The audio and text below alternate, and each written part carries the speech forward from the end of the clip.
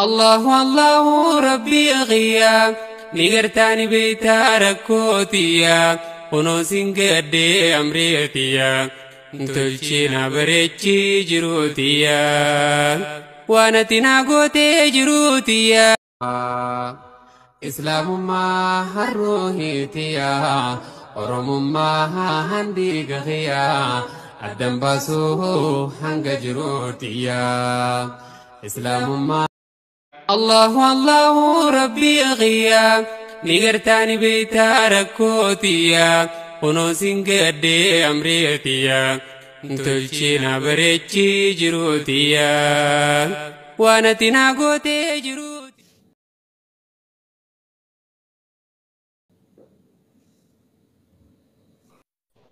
Si barreessaniiru ammas isaanuma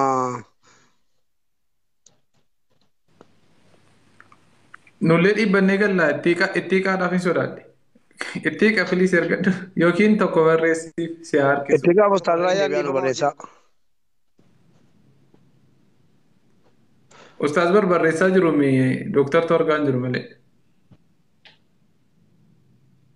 Koomenti baay'ee fakkaate kunoo raayyaan Kunoo jira lama fakkeenyaa fi tokko tokko jedhu ijoollee biraatti kunoo laal barreessaa argeera ittoon isa barreessu too argeera itti ergeera Tener, argeera welkaam tener. Hayyee masarratti illee bahuu siin jaallanne. Tumtuqsiisillee Sagaleen kun dhaga'amaa? Sirriitti dhaga'ama. Ijoollee akkam jirtu nagaadhaa fayyummaa baga jiraattanii baga walitti qabamtaniifis wama walitti qabamuuf irratti walitti qabamtanii wama walitti qabamtanuufi onlaayinii argeen ture ani biyya keessan jiru xiqqoo sii miilan dheereffadhe zariiwwan jechuun egaa akkuma isin beeytanu orienteeshinii wantan isinii kennu jira irratti hin fakkaatu zariiwwan jireenya mataasaa jiraatee hin beeku amma wajjin jiraanne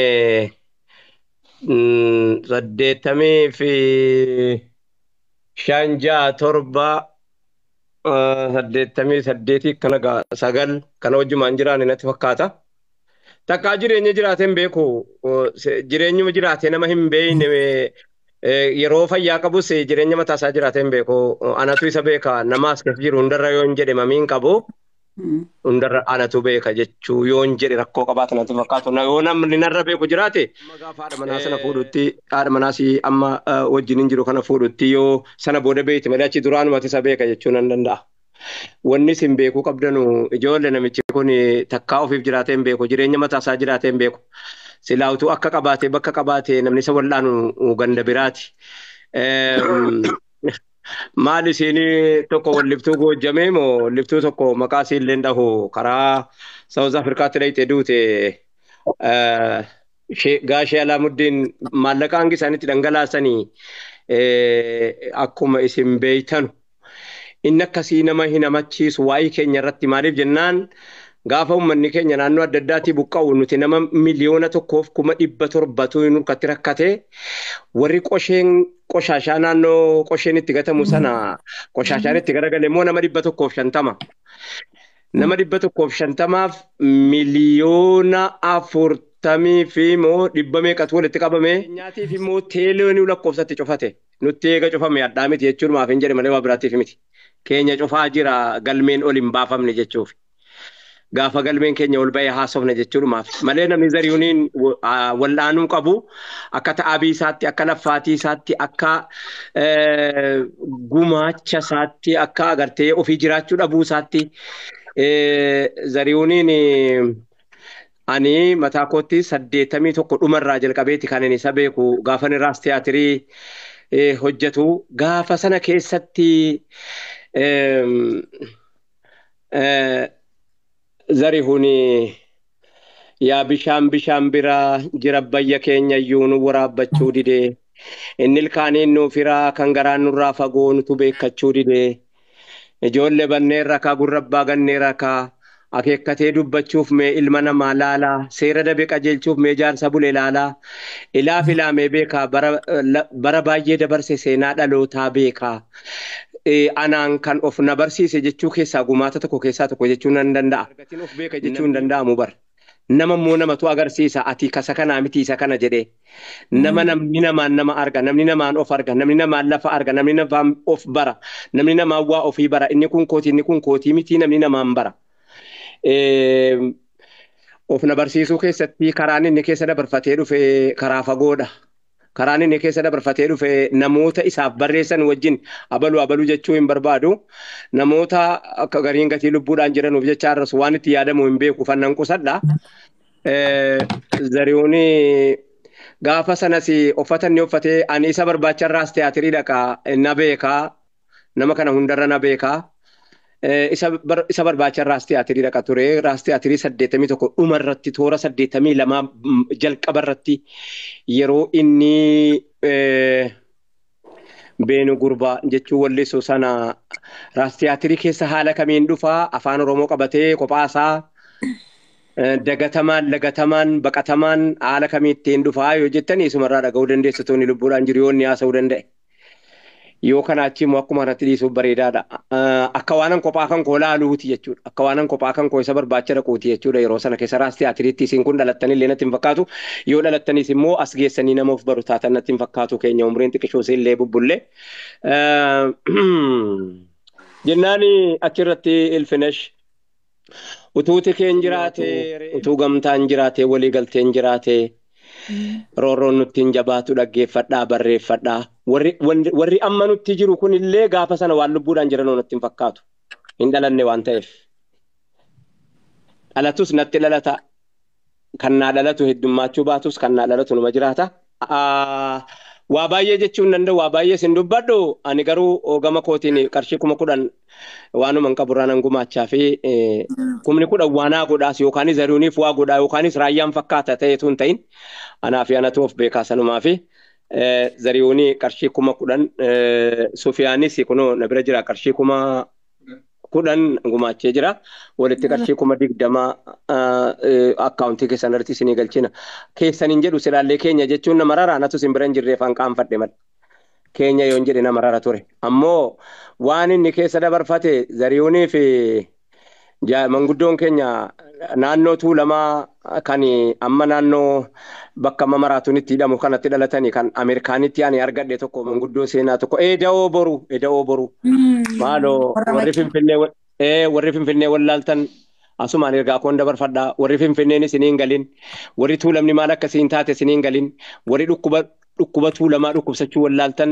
eda'oo boruu irraa baradhaa maaloo irraa achirraa haasa'ee du'e eda'oo boruu waan warri moo naannoo biyya Ameerikaanii jiraattan waan eda'oo boruu walitti qabee addunyaa kanarraa galee maaloo walitti nuu qabaanu maxxansaa isinii jechuun amaanaadha ammadha yoo maxxansuu hin dandeenye moo nuun hin maxxanfanna waan keenya hawaasaaf dhiisuudhaaf sabaaf dhiisuudhaaf waan keenya nuun hin maxxanfanna yoo isiniif mirgaa immoo waan eda'oo boruu walitti qabee duniyaa kanarraa galee walitti qabee utuu hawaasa isaatii fi gadin dhiisin addunyaa kanarraa galee an dhugumatti isinitti muudhaa fi eda'oo boruu hamma kanatti dhaban seene akkanumatti wal dhabna ammoo utuu waliin argatin utuu walirraa waan dabarfatin utuu walirraa waan guduunfatin utuu walirraa kanaafi sana jennee ilaameefee jennee yaada baafnee buufnee waliin deemna akkuma abbaan namni hundinuu galaa jiru kanatti jechuudha. Wanni jechuu barbaadu silaa dhukkubsataan keenya numa kana qabdi asli galatoomi ulfaadhu hamma yawwanaa isa waasiin jedhinis waa hin jedhiniin ati. Maaliif jennaan bakka guddaa dhuftee dhaabbatte dhimma lafee kan kee si jalaa dhukkubsatee mana hospitaala jiru nama saakkamsiisuu dhabdeetti jirta waan jedheef isa waasiin jedhis dandeeyituma dabarfadhu har'a jechuun sitti dhaammadha. Warri waan kana Zarihuun amma maali masarati galatoomi addi masarat addi jedhumu maal jedhu waan hin jedhu hin beeku. Iddoo ta'a abdiinan argaa hunda beekuu baadhu hunda wallaalu waa hunda isinii gochuu baadhu immoo waa hunda immoo gochuu hin dadhabu at least hordofuu nan danda'a jechuu kooti. Zarihuun galata guddaa kan nurraa qabu nu tarkaanfachiisuudhaan kiilolee malbaa yookaan kiilolee abbaan mana muuziqaa kiilolee obbo Geeta'uun iddoo wajjiniin lafa yooniin jedhee waa tokkoon ta'u quban qaba waan ta'eef namoonni hammi tokko obbo Saadiq Baalee namoonni tokko jiru gaa'utuu obbo Alamuu Qixxeessaa Hinduuniin duratti baay'ee warri harka nurra qabaa turan obbo Asaffaa Booleedha kan manni isaanii jalaa fudhatame nama naannoo Wallaggaa bu'aa saffaa jedhamu abbaa isaanii hin beekwan nama of jala nu qabee gaafa ari'atamnu achi balaqannee mana isaanii jala dhokannee achitti ulaanutti cufee jedhaa ture bu'aa saffaa jedhamu manni isaanii irraa yeroo Tigree keessa irraa fudhatame amma akka ilmaan isaaniitti jirtu hin beeku wana kadhattuu faa taatee karaa irratti galtee akkamsii taati miti hiree keenya qooda keenya waan ta'eef hawaasa keenya hireedha eega mudanne ammoo Zarihuuniin bira baga dhaabbattan jechuudhumaafanii maaltu deemaa jira jechuun biyya ganda hin jiru fagoon jira xiqqoosi amman galutti ani 10,000 Sufiyaan 10,000 isiniif galchina nagaa tola kan facaafanne amar gujjin nagaa walloo arguu ulfaadha galatooma obsaatis xiiqaatis masarat asli atilleen galatoom ulfaadha viidiyoo irra hin jiru. Imimman qabnaanim viidiyoon moo imimman tuna qabnaanim ni xiqqishuu garaan deeganii viidiyoon kan akka inni mul'anne godhe dhiifamanaa godhaashi. Ulfaadhaa galatoomaa ustaaz. Otuun bahin Ustaaz Sufiyaaniinis Ustaaz Sufiyaan dubbatanii xiqqoo. Hin dubbata. Namicha dhiyeessinaaf gara mandara TikTokii. Namichi kun umriidhaan hangafa ta'us qabsoo Oromoo keessatti warra nuti magaalaa Finfinneetti dhiibne keessaa gaaratti baddaatti godaanne obbo Intini Biraana fuudhee deeme gaafa addi bilisummaa dhufee magaalaa Finfinneetti dhufee seenu gaafan dabballummaa leenjifamee xumuradhee magaalaa Finfinneetti gaafan ba'u Wallaggatti ramadameen deemee ture gaafa sana obbo Abbaayee nama jedhamutu makiinaa kaamaazuutiin na fe'ee qalanjii intala jedhamtu tokko wajjiniin ambassaa caakkaana geesse waraana wayii obbo Abbaayeen isin jiranuu qalanjiin isa ajjeefamteetti hin jirru jechuu hin dandeenya anumatu lafa jira. Qalanjiin duute obbo Abbaayeen isa ajjeefamanii jiranii Abdulqaadiris du'ee jira Habtee Dambidoollos du'ee jira nam tokko hin jiru. Warra gaafa sana wajjin jiru. Zarihuun yoo yaadata ta'ee yaadata garuu Qaasim Barroo Zarihuun Ilfinesh namoota tokko ammas Imaam Sheekaa Shoolee Tafarraa akkasumas eenyuun ilaata namoota wal bira jijjiiran turanii ammina yaadatu xiqqishoo umriin kakko gaafa sana dhaabni wanni dabaladhuun qabu umrii kan koo xiqqaata malee gaafa sana kan waan dabaladhuun qabu hidheetanii bara. Dhaabbiin kottaa itti kosooluma fakkaata. Zarihuun kanatu ijoollee kana namoota kanaaf abbaadha jedhee yaada Zarihuun. Laffaateen Zarihuun illee silaa isaa itti kadhatanuu miti. Isaa eessatti wallaanamuu qaba silaa jedhanu eessa London moo laffaatiin Zarihuun eessa silaa Ameerikaa moo Niw Yoork moo hospitaala eessaatu irra gaariidha isa jalaa jedhamuufitu silaa abbaa qabaate. Zarihuun immoo abbaan qabu. Abbaan isaa suma Masirat dhaabaati asuma tafarii ittiiqaa tafariiti suma abbaan isaa obsaa suma aslii anumaa fi si jechuun mubaarak galatoomaa ulfaadha ergaadhaan isa tokko Zarihuun kanatu jalaa dhukkubsata baay'ee dhaamsa. Ayyee ulfaadha akkam jirtu naguma. Galatoon bahin Zarihuunis seenee wal arguu danda'u. Bareeda. Inni dhufnaa yeroo dhufne jenne akkuma dhufne sin gaafanna. Gashitoon adeebisi. Wali dubbisiisa ustaaz Zarihuun as jala jira yaani. Ayyee tole. Ismaa'eel seeneeti. Abbaan tokko baatinaa jijjiiraa gaayyee tole gaariidha ulfaadha. Lakkoofsa galtee qimee Ismaa'eel. Ismaa'eel jira akkaawuntii. Ismaa'eel jedhama. Tole akkaawuntiin nan arga. Ismaa'eel lakkoofsa tokko naa barreesse. Isaan haasa'anii ilaalaa Si barreessaa jira boontuudha kan si barreessaa jirtu. Ismaa'eel si barreesse. Ismaa'eel na barreesse. Ismaa'eel. 957 si barreessee jira. Naan ergaa. Ismaa'eel Jamaalii miti Ismaa'eel. Ismaa'eel Jamaal. Ayyee galatooma ulfaadha galatooma ayyee tolee nan dubbisaanii Zarihuun dhufeensi gaafa dhanaa jedhiin. Dhiyoo kana ati mana isaa gaafa abbaan kiyya narraa akira manuun dhufteetti Zarihuun ergeeni. Dhaqee maaloo annaquun danda'u abbaa raayyaa dhaqee naa eebbisii jedhee natti ergee ture Zarihuun. Ani immoo sadarkaa kana gaheeran seene gatta'aan sin jiru akkuma sin beektan dhugaa waan harkaanuu qabutu harkaanuu qabaa fi silaa wanni Zarihuun irraa na hambisullee hin jiru ture. Haa ta'u malee immoo anuma biratti wanni haftees haftus amma kana immoo numan dhaqqabadha yoo rabbi jedhe numan dhufa yoo rabbi jedhe. Rabbi nagaan isin haa galchisiis isinis waan deemtaniifis milkaa Ustaaz Raayyaa baay'ee si jaalanna baay'ee si kabajna. Ulfaadhu. Iftaanaan hojiiwwan uummata keenya deeggaruu waan baay'ee amanamummaati waan baay'ee nu hojjechaa jirtu galatoomaa jennaan Ismaa'eel lakkoofsa xiqqoo jira Argatteenii jirtaa? Lakkoofsa tokko dheeraa deddeebitu. Ismaa'il lakkoofsa tokko barreessaa jira barkuun. Barreessuutu jira barreessuun. Ismaa'il fudhadhu.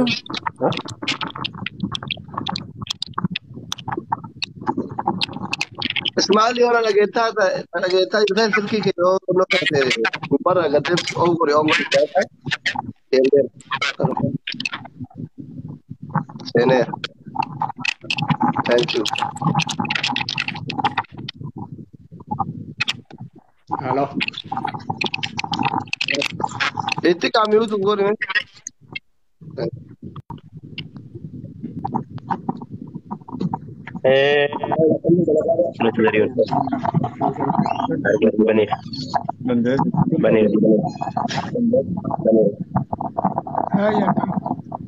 Kam nagaa jirtaa Zarihuun feensi gaafadhaa miilan sirraa fageeffadhe hin daganne ati manaa keessa illee na bira dhuftee jirti akkuma ati ergi mana kiyya illee hin beeyti.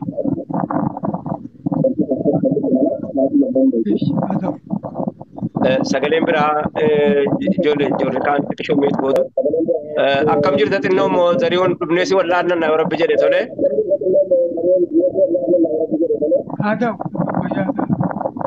Dhufneesi wallaannan abshiru maqaa inni akkasuma jedhaa keessa dabarfata dhukkubsatameedhaaf hin du'amu.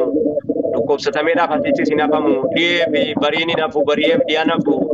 Inuma jijjiirama wanni jijjiiramne hin jiru rabbi sirraa jijjiira rabbi jedhe ammoo taabiin keenya dirqama sidatti taabuun dirqama galata nurraa qabdaa taaba nurraa qabdaa ajjoo nurraa qabdaa ajjoo kan kee rabbiin balleessin siin jechaa amma nu dhufnutti rabbi si haa tursiisu ijoolleen immoo kunoo ilmaanatti lafatti dhiiftee dhufte deemte dhiiqaan masarati akkuma kana asliin mubaarak ijoolleen asii fachi deddeemtee kan argaatti ijaan fayyisiin beekinfaa kan umuriin si sadarkaa ijoollee keenyaa jirtu waaqootu na jalaa dhukkubsatee jechuu dhumti kunutuma waa gochuu baatte illee xiqqishuu hamilee namatti tora. Waaqoon na jalaa akkana ta'e jechuunis waan tokko akkuma kana ta'aatuma iyyuu tarkaanfatamaa hamileen keessi jalaan doomin bakkuma ciiftu sanattuu iyyuu edaa nama naa wajjin jiraatuun qabaadha jechuu qabdaa jechuudhuma sitti laammachuufanii Zarihuun. Haa ta'u tole. Gaafa hojii mana kiiloleetti hojii maayyee waraabdu anaaf daawitee mokonanii yaadatte taanaan maayyee irratti istuudiyoo boolee kan namicha Eertiraawii sana yaadatte?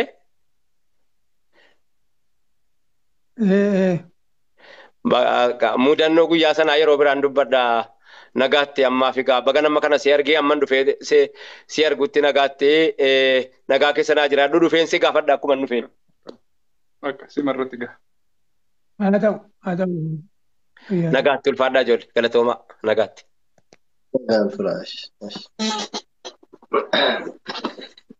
Zarihuun har'as guyyaa lammaffaa deeggarsatti fufaa jira. Oromoon kallattii hundaanuu si bira jira. Dhaamsa qabdus har'a akkamitti oolte mee akkami oolmaan har'a? Mbayi. Zabanul akhir jirra qiyamaan dhihaateen gartu mallattoo qiyaamaadhaatu gaafa dachiin girgiroytu qophaa'ii firraa jabaadhu azaaba rabbiin obsitu.